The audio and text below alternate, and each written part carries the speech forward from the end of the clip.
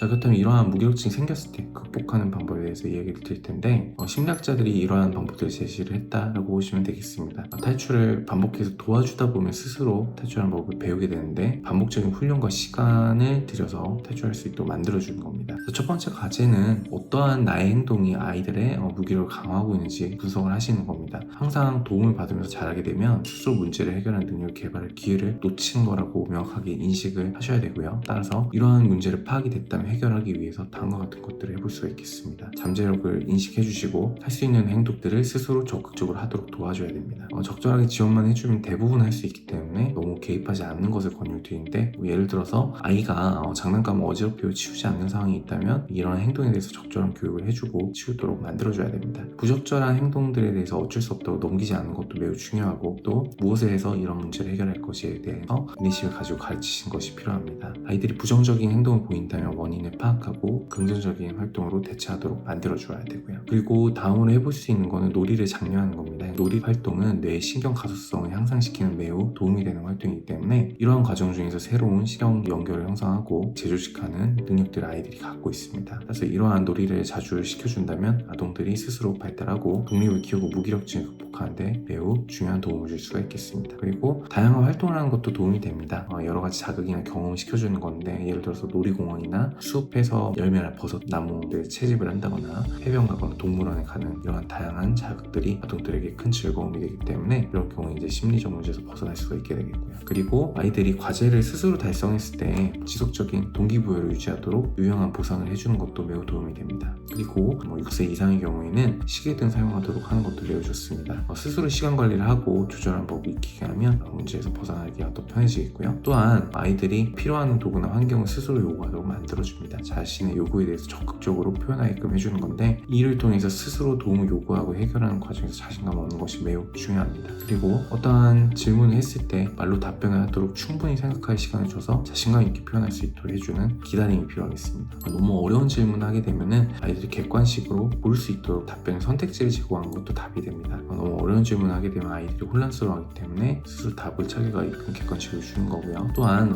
스스로 해결책을 찾았을 때 대신해 준다거나 비난하지 말고 스스로 해결할 수 있도록 유도를 계속 해주시는 것이 필요합니다. 그리고 아이들이 이런 문제에서 좌절을 겪거나 안 되었을 때 포기하지 않도록 끈기를 기를 수 있도록 응원해 주는 것도 매우 중요하겠습니다. 그런 것들을 계속 목표 향해 나아갈 수 있도록 동기부여를 해주는 것도 매우 중요하겠고요.